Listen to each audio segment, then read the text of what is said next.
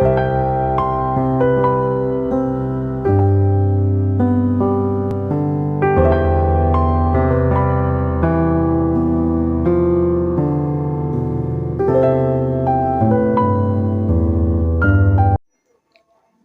Morning students, నేను మీ Ganesh sir. ఇక్కడ మనకి ఏపీడిఎస్సి ఎస్జిటి పేపర్ 2025లో జరిగినటువంటి పేపర్ ఇది జూలై 2 షిఫ్ట్ 2లో జరిగినటువంటి పేపర్.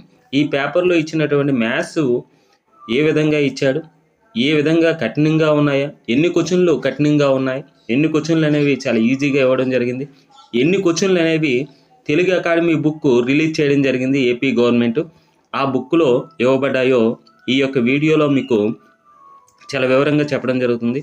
తెలుగు అకాడమీ బుక్ అనేది ఎస్జిటికి సంబంధించి స్కూల్ అసిస్టెంట్కి సంబంధించి బుక్ రిలీజ్ చేయడం జరిగింది.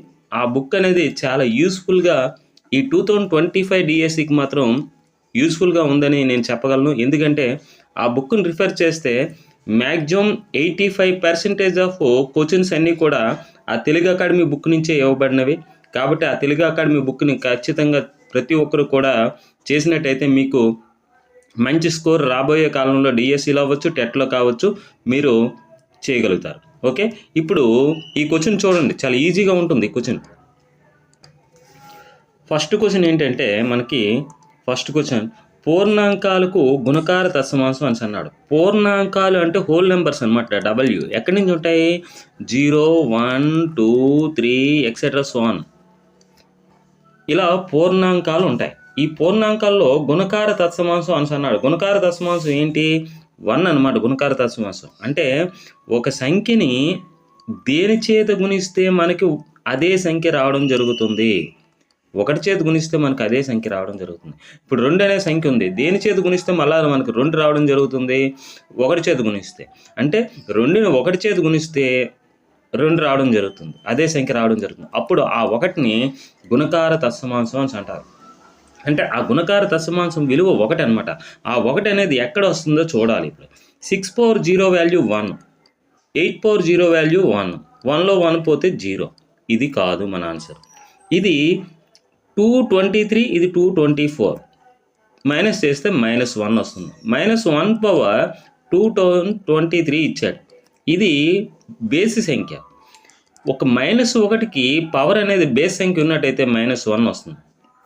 చూడండి, -1కి పవర్ అనేది బేసి సంఖ్య ఉన్నట్టయితే -1 వస్తుంది.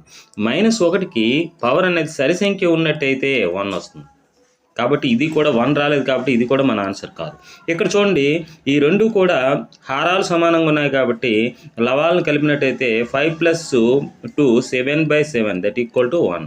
అంటే గుణకార తత్సమాంసం 1 అనేది ఆప్షన్ 3లో రావడం జరిగింది.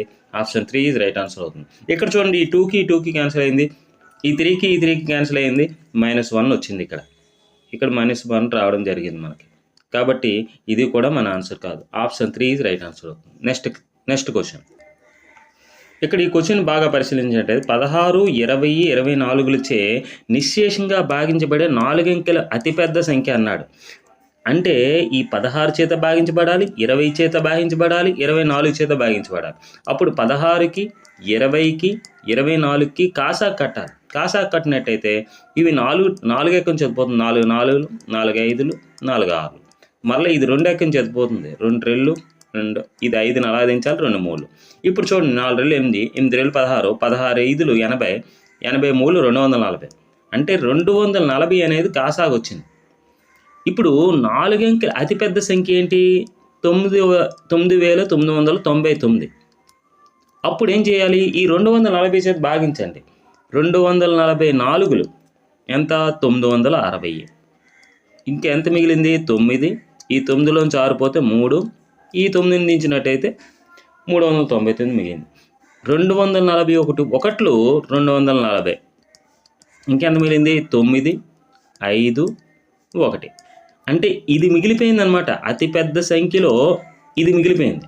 ఆ మిగిలిపోయిన నెంబర్ని ఈ 9999 నుంచి ఆ శేషం వచ్చిన నెంబర్ని 159ని సబ్ట్రాక్ట్ చేసాం అనుకోండి, తీసివేసాం అనుకోండి. 0, 9లో 5 పోతే 4, 9లో 1 పోతే 8. ఈ 9840 అనేది 4 అంకెల అతిపెద్ద సంఖ్య అన్నమాట. 4 అంకెల అతిపెద్ద సంఖ్య ఇదే 9999. అంటే ఈ 16 చేత, ఈ 20 చేత, ఈ 24 చేత భాగించబడే అతిపెద్ద సంఖ్య 9840. ఎక్కడుంది? Third option is right answer అవుతుంది. Okay, next question. ఒక కారు గంటకు 60 కిలోమీటర్ల వేగంతో ప్రయాణించినప్పుడు గమ్యాన్ని చేరడానికి 1 గంట 40 నిమిషాలు పడుతుంది.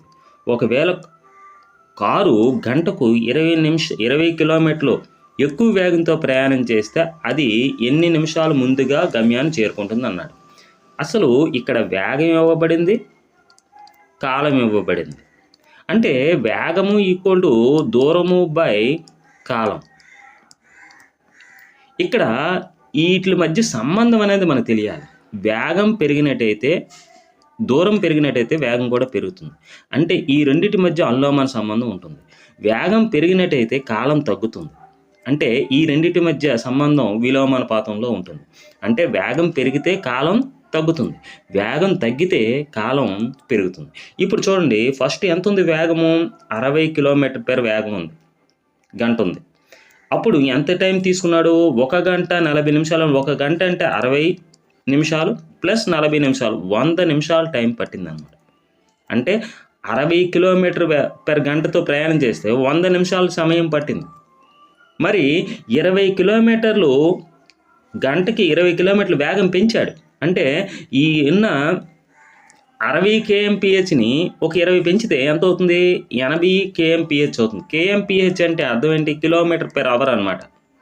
60 ఉన్న వేగాన్ని 80 చేశాడు, అంటే 20 పెంచాడు అనమాట. పెంచినప్పుడు ఏమవుతుంది? కాలం అనేది తగ్గుతుంది. వేగం పెంచాడు అంటే ఆ కారు ప్రయాణించడానికి సమయం అనేది తగ్గుతుంది. అంటే ఇది పెంచుతున్నాడు అంటే ఇది తగ్గుతుంది. అంటే విలోమాన సంబంధం ఉంది. అప్పుడు ఏం చేయాలి? ఈ కాలం ఎంతో తెలియాలి. అంటే 60 కిలోమీటర్ వేగం ఉన్నప్పుడు, గంట ఉన్నప్పుడు 100 నిమిషాలు పట్టింది. 80 kmpH ఉన్నప్పుడు తగ్గుతుంది. మరి ఇలా విలోమానుపాతంలో ఉన్నప్పుడు ఈ రెండు మల్టిప్లై చేసి దీంతో డివైడ్ చేయాలి. 60 × 100/80. ఈ 0కి పోయింది. 2 3లు 2 4లు, 4 1లు 4 25లు, 3 25లు 75. అంటే ఇక్కడ 75 నిమిషాలు అవుతుంది అన్నమాట. అంటే ఎక్కువ వేగంతో ప్రయాణిస్తే అది ఎన్ని నిమిషాలు ముందుగా గమ్యాన్ని చేరుకుంటుంది? యాక్చువల్గా 60 kmpH అయితే 100 నిమిషాలు అనమాట. మరి 80 kmpH అయితే 75 నిమిషాలు పడుతుంది. అంటే 100 నిమిషాల్లో చేరవలసింది 75 నిమిషాల్లో చేరుతుంది. అంటే 25 నిమిషాలు ముందుగా చేరిపోతుంది. అంటే ఎన్ని నిమిషాలు ముందుగా చేరుతుందంటే 25 నిమిషాలు ముందుగా చేరుతుంది. Answer second option is right answer. ఈ క్వశ్చన్ చూడండి. 12,000 రూపాయలపై సంవత్సరానికి 2.5 సాధారణ వడ్డీతో 2 సంవత్సరాలకు చెల్లించవలసిన మొత్తం ఎంత అన్నాడు. 2 సంవత్సరాలకి సాధారణ వడ్డీ అన్నాడు కాబట్టి ఈ 2 మల్టిప్లై చేయండి. ఈ 2 మల్టిప్లై చేస్తే ఎంత శాతం అవుతుంది? 2.5 × 2 years కాబట్టి 5% అవుతుంది. 5% మనకి 12,000 రూపాయలపై మనకి 5% అంటే 105% కనుక్కోవాలన్నమాట. అంటే చెల్లించవలసిన మొత్తం కాబట్టి 105/100. ఈ 0కి ఈ 2 సున్నాలకి పోయింది. ఇప్పుడు మనము ఈ 0ని వేసేసి 12 చేత 105ని మల్టిప్లై చేయాలి. 12 5లు 60, 6. 12 సున్నాలు 0కి 6 కలిపితే 6, 12 1లు 12. అంటే ఇంత చెల్లించాలి. ఎక్కడుంది? First option is our answer. Okay, next question. కర్ణాలు పరస్పరం లంబ సమద్విఖండన చేసుకునే చతుర్భుజాలను గుర్తించండి అన్నాడు. ఇక్కడ కర్ణాలు పరస్పరం లంబ సమద్విఖండన అంటే రాంబస్లో ఉంటుంది. అంటే రాంబస్ అంటే సమచతుర్భుజం. నెక్స్ట్ అదేవిధంగా చతురస్రంలో కూడా మనకి కర్ణాలు పరస్పరం సమద్విఖండన చేసుకుంటాయి. కానీ చతురస్రంలో సమద్విఖండన చేసుకుంటే కానీ దీర్ఘ చతురస్రంలో కర్ణాలు పరస్పరం లంబ సమద్విఖండన చేసుకో. సమలంబ చతుర్భుజంలో కాదు, సమచతుర్భుజంలో అవుతుంది. సమచతుర్భుజం అవుతుంది. ఇక్కడ చూడండి, సమాంతర చతుర్భుజంలో కాదు, దీర్ఘ చతురస్రంలో కూడా కర్ణాలు పరస్పరం లంబ సమద్విఖండన చేసుకునేది ఒక చతురస్రము. సమచతుర్భుజం అంటే రాంబస్ అంటారు. ఓకే, మన option 4th one is right answer. Next question.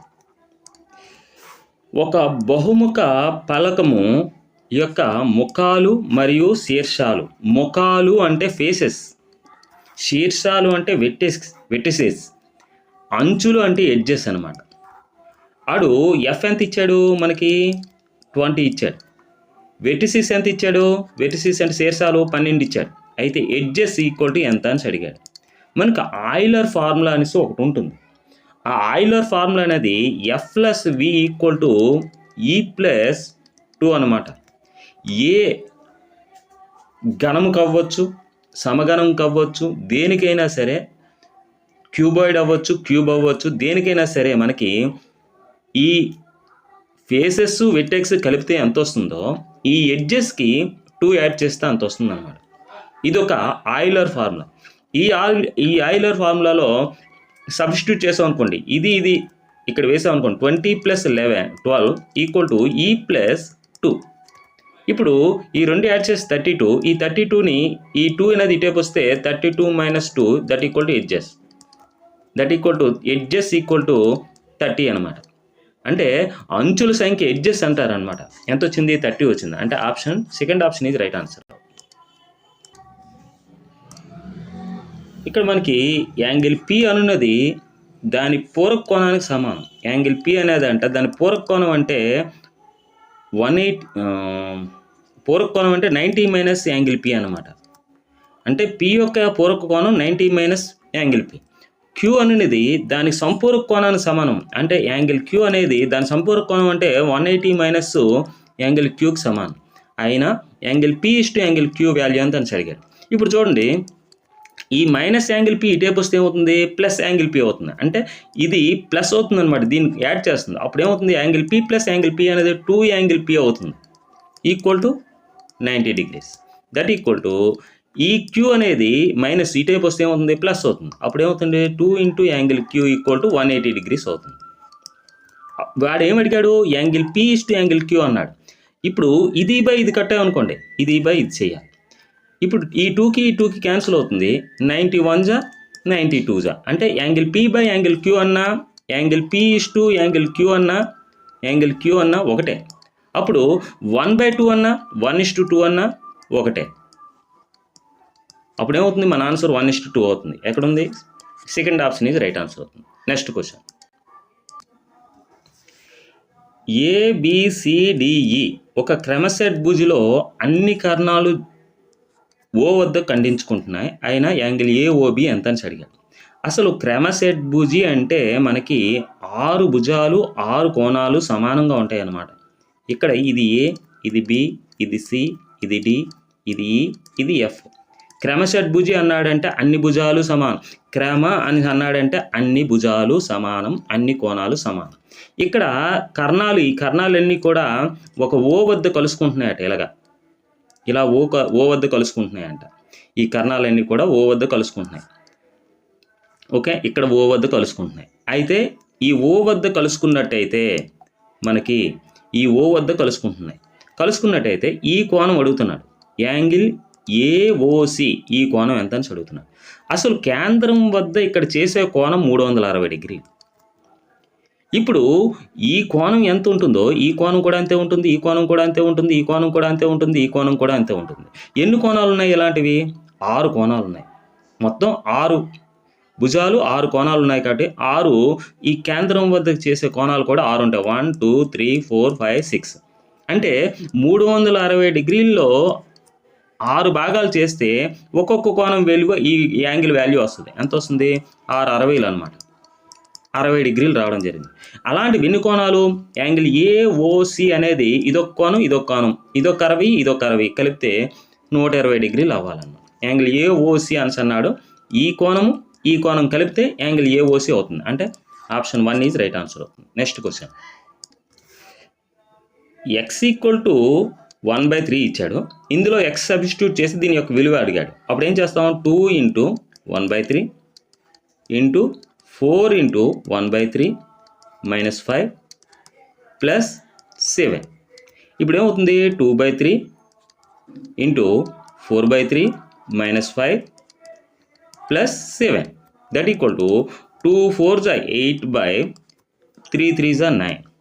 దీన్ని దీని చేతి మల్టిప్లై చేయాలి. ఇప్పుడు దీని చేతి మల్టిప్లై చేయాలి. 2 5లు 10 మైనస్ పెట్టాలి బై 3 ప్లస్ ఇది 7. ఈ 7 కింద 1 పెడదాం. ఇప్పుడు ఈ 9కి 3కి 1కి కాసాగానే 9. 9 1లో 9 కాబట్టి 8 1లో 8 మైనస్ ఇక్కడ మైనస్ ఉంది కాబట్టి మైనస్ 3 3లో 9 కాబట్టి 10 3ల 30 ప్లస్ 1 9 9 కాబట్టి 9 7 63. ఈ రెండు కలిపితే ఎంత వస్తుంది మనకి 71. 71 మైనస్ 30 బై 9 దట్ ఈక్వల్ 71లో 30 పోతే 41 బై 9. 41 బై 9 ఎక్కడుంది? 4th option is right answer అవుతుంది. 4th one is right option అవుతుంది. Okay, next question 98th question చూడండి. దీంట్లో మనం ఏం చేయాలంటే 3/5 అనేది ఇక్కడ మనకి ఇలా మధ్యలో గీత కొట్టి ఈ 3/-5 అనేది కిందకు వస్తే 3/5 ప్లస్ 5 అవుతుంది. ఇక్కడ చూడండి ఈ 10/6 అనేది కిందకు వస్తే ఏమవుతుంది? ఈ 10ని 2 × 5 అని రాయొచ్చు. అప్పుడు 2/6 5/6 ఈ -6 కిందకు వచ్చింది అన్నమాట. 2 5 10 సరిపోయింది. ఇప్పుడు ఇక్కడ 5/3 ఉంది. ఆ 5/3ని అలాగే రాశాను. ఇక్కడ ఈ 5/3 అనేది పైకి వెళ్తే ఏమవుతుంది? +3 అవుతుంది. ఈ 6/3 అనేది పైకి వెళ్ళాలి. పైకి వెళ్తే ఏమవుతుంది? ఈ 6ని 2 × 3 అని రాయొచ్చు. 2 × 3 అని రాయొచ్చు. ఈ -5 పైకి వెళ్తే +5 అవుతుంది. ఓకే, ఇప్పుడు ఈ 3/5 ఈ 3/5 పోయింది. ఇక్కడ ఈ 5/3 ఈ 5/3 ఈ 5/6 పోయింది. ఇక్కడ ఏం మిగిలింది? ఇక్కడ 2/5 2s ఏమో 5 ఉన్నాయి, ఇక్కడేమో 6 ఉన్నాయి, ఇంకో 2 మిగులుతుంది అనమాట. న్యూమరేటర్లో ఏం మిగలేదు కాబట్టి 1 బై డినామినేటర్లో 2 అంటే 1/2 మన ఆన్సర్ అవుతుంది. Option 1 is right answer. Next question x + 1/x = 5 అయినా x/4 + 1/x x/2 వాల్యూ ఎంత అని అడిగాడు. ఇప్పుడు దీన్ని నేనేం చేస్తానంటే x/4/x² ప్లస్ 1/x² ఇలా రాస్తాను. ఇలా రాసిన తర్వాత ఏమవుతుంది? ఇది x/4 - 2 అంటే x² ఉంటుంది. ఒక x²కి ఒక x² పోతే న్యూమరేటర్లో x² ఉంటుంది ప్లస్ 1/x². దీని వాల్యూ మనకు ఫైండ్ అవుట్ చేయాలి. ఇప్పుడు దీని నుంచి ఫైండ్ అవుట్ చేయాలి. అప్పుడు ఏంటి? x + 1/x హోల్ స్క్వేర్ అనేది దేనికి ఈక్వల్ అవుతుంది? 5 హోల్ స్క్వేర్కి ఈక్వల్ అవుతుంది. ఇది a + b హోల్ స్క్వేర్ అనమాట. a² అంటే x² ప్లస్ b² అంటే 1/x² ప్లస్ 2ab అంటే 2 × x × b అంటే 1/x దట్ ఈక్వల్ టు 5² అంటే 25. ఈ xకి ఈ xకి పోతుంది. 2 1 = 2 అంటే ఇది +2 ఇటేపు వస్తే ఏమవుతుంది? -2 అవుతుంది. అంటే 25 - 2 అవుతుంది అనమాట. అంటే దీని వాల్యూ అనేది ఈ +2 అనేది ఇటేపు వస్తే -2 అవుతుంది. అంటే దీని ఈక్వల్ టు ఏమవుతుంది? 25 - 2 అంటే 23 అవుతుంది. అంటే 23 ఎక్కడుంది? ఆప్షన్ 1 ఈజ్ రైట్ ఆన్సర్ అవుతుంది. ఒక దీర్ఘచతురస్రం యొక్క చుట్టుకొలత ఇచ్చాడు 4x - 8 మరియు దాని వెడల్పు x - 5 ఇచ్చాడు. ఆయన దాని పొడవు ఎంత అని అడిగాడు. ఒక దీర్ఘచతురస్రం ఈ విధంగా ఉందనుకుందాం. ఇది L, ఇది B. ఎంత ఇచ్చాడు? చుట్టుకొలత ఇచ్చాడు, వెడల్పు ఇచ్చాడు, అంటే B ఇచ్చాడు అనమాట. ఇది x - 5 ఇచ్చాడు. ఇది ఎంత అని అడుగుతున్నాడు పొడవు. అప్పుడు దీని ఫార్ములా ఏంటి? 2 × L + B అనమాట ఫార్ములా. దీర్ఘచతురస్రం చుట్టుకొలత ఎంత ఇచ్చాడు? 4x - 8 ఇచ్చాడు. కానీ 2 × ఈ L వాల్యూ తెలియదు ప్లస్ B వాల్యూ ఎంత ఇచ్చాడు మనకి? x - 5 that equal to 4x - 8. ఈ 2 అనేది మల్టిప్లై చేస్తుంది L + x - 5 that equal to ఈ 2 అనేది దీన్ని డివైడ్ చేస్తుంది. అంటే 4x/2 - 8/2 అప్పుడు ఏమవుతుంది? 2 2s అంటే 2x, 2 4s అంటే -4. ఇప్పుడు ఈ x - 5 అటే వెళ్ళింది అనుకోండి. L = 2x - 4 ఇది -x అవుతుంది. ఈ -5 ఇటేపు వస్తే +5 అవుతుంది. 2xలోంచి x పోతే x, 5లోంచి 4 పోతే +1. లెంత్ అనేది ఎంత వచ్చింది? x + 1. ఒక పాచికను ఒకసారి దొర్లించినప్పుడు దానిపై సంయుక్త సంఖ్య వచ్చుటకు సంభావిత అంటారు. సంయుక్త సంఖ్య అంటే 2 కన్నా ఎక్కువ కారణాంకాలు. 2 కన్నా ఎక్కువ కారణాంకాలు అంటే ప్రధాన సంఖ్యకి ఆపోజిట్ అనమాట. ఎక్కువ కారణాంకాలు ఉండాలి. అలా 2 కన్నా ఎక్కువ కారణాంకాలు ఉన్న సంఖ్యల్ని సంయుక్త సంఖ్యలు అంటారు. అసలు ప్రధాన సంఖ్య కానిది కూడా సంయుక్త సంఖ్య అవుతుంది. ఇప్పుడు ఒక పాచికను దొర్లించినప్పుడు 1, 2, 3, 4, 5, 6 ఇన్ని ఛాన్సులు ఉంటాయి మనకి. కాబట్టి అది డినామినేటర్లో రాసుకోవాలి. సంయుక్త సంఖ్య ఇవ్వడం అంటే మొట్టమొదటి సంయుక్త సంఖ్య 4, రెండవ సంయుక్త సంఖ్య 6. 1 అనేది ప్రధాన సంఖ్య కాదు, సంయుక్త సంఖ్య కాదు. అంటే మనకు ఛాన్సెస్ అనేవి 2 అంకెలు ఉన్నాయి. ఆ 2 అంకెలు ఏంటి? 4 1 6 1. అంటే 2 అనేది 2 ఛాన్సులు ఉన్నాయి కాబట్టి 2 అనేది పైన వేయాలి. 2 1 2 3. ఆన్సర్ ఏమవుతుంది? 1/3. ఎక్కడుంది? Option 1 is right answer. Next question. క్రింది వాటిలో సౌష్ఠవ రేఖలు లేనివి అని అన్నాడు. దీనికి సౌష్ఠవ రేఖలు 2 గీయొచ్చు. ఈ ఎక్స్ అనే దానికి నిలువుగా గీయొచ్చు, అడ్డంగా గీయొచ్చు. ఈ ఓ అనే అక్షరానికి ఎన్ని సౌష్ఠవ రేఖలైనా అనంతంగా గీయొచ్చు అనమాట. సౌష్ఠవ రేఖలు అంటే ఈ 2 ఎక్స్కి ఓకి సౌష్ఠవ రేఖలు ఉన్నాయి. ఈ ఏకి కూడా సౌష్ఠవ రేఖలు గీయొచ్చు. ఈ విధంగా నిలువుగా ఒక సౌష్ఠవ రేఖ, దీనికి ఒక అడ్డంగా ఒక సౌష్ఠవ రేఖ, దీనికి కూడా సౌష్ఠవ రేఖలు ఉన్నాయి. కానీ హెచ్కి కూడా అడ్డంగా నిలువుగా 2 సౌష్ఠవ రేఖలు గీయొచ్చు. సికి కూడా సౌష్ఠవ రేఖలు గీయొచ్చు. కానీ మనం ఆప్షన్ 3లో ఉన్న ఎఫ్కి జీకి సౌష్ఠవ రేఖలు గీయలేం. కాబట్టి సౌష్ఠవ రేఖలు లేనిది ఎఫ్ అండ్ జీ. ఒక వ్యక్తి తన ప్రయాణంలో మొత్తంలో 4/5 వంతు రైల్లోను, 1/7 వంతు బస్సులోను, మిగిలిన 16 కిలోమీటర్ల ఆటో ద్వారా ప్రయాణించాడు. అతను ప్రయాణించిన మొత్తం దూరం ఎంత? అతను ప్రయాణించిన మొత్తం దూరం ఎక్స్ అనుకుందాం. ఆ ప్రయాణం ఎక్స్లో 4/5 వంతు రైల్లో ప్రయాణించాడు. అంటే 4x/5. తర్వాత 1/7 వంతు బస్సులో ప్రయాణించాడు. ఇది ట్రైన్ అన్నమాట. మరి బస్సులో ఎంత? 1/7 వంతు. అంటే 1x/1/7x. మిగిలినది ఆటోలో ప్రయాణించాడు +16. మరి ఈ ట్రైన్లోని, ఈ బస్సులోని, ఈ ఆటోలోని ప్రయాణించిన మొత్తం ఎంత దూరం అనుకున్నాం? ఎక్స్ అనుకున్నాం. కాబట్టి ఎక్స్కి ఈక్వల్ చేయండి. ఇప్పుడు మనకి ఈ రెండింటిని లెఫ్ట్ సైడ్ తీసుకుని వెళ్ళండి. సార్ రైట్ సైడ్ 16 ఇలా ఉంటుంది. X -4x/5 -x/7. ఇప్పుడు ఈ అన్నిటికీ ఎల్సిఎం కట్టినట్టయితే 1కి 5కి 7కి ఎల్సిఎం కట్టినట్టయితే 35. ఒక 35 కాబట్టి 35 × x 35x మైనస్ 5 ఏళ్ళు 35 కాబట్టి 4 ఏళ్ళు 28x మైనస్ 7 5 35 కాబట్టి 5 × x 5x ఈక్వల్ టు 16. ఇప్పుడు 35 ఈ 2 యాడ్ చేస్తే 33. అంటే ఈ 35xలోంచి 33x పోతే ఎంత వస్తుంది? 16 ఈక్వల్ టు 2x/38. 2 1 2 8. ఈ 35ని ఇది 35ని ఈ 8 చేత గుణిస్తే మనకి x వాల్యూ వస్తుంది అనమాట. x equal to 35 × 8. 8 5 40, 4 8 4 32, 32కి 4 కలిపితే 36. అంటే 360 కిలో 35 × 8 8 5 40, 4 8 3 24, 24కి 4 కలిపితే 30. 8 3 24, 24కి 4 కలిపితే 28.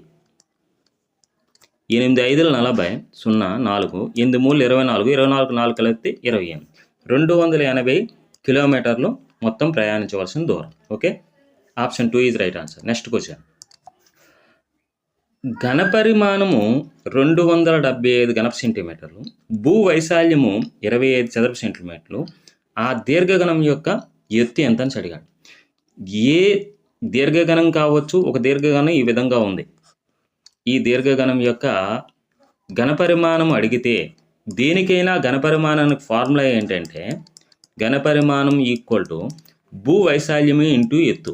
భూ వైశాల్యము ఇంటూ ఎత్తు. దేనికైనా ఇదే ఫార్ములా. మరి ఘనపరిమాణం ఎంత ఇచ్చాడు మనకి?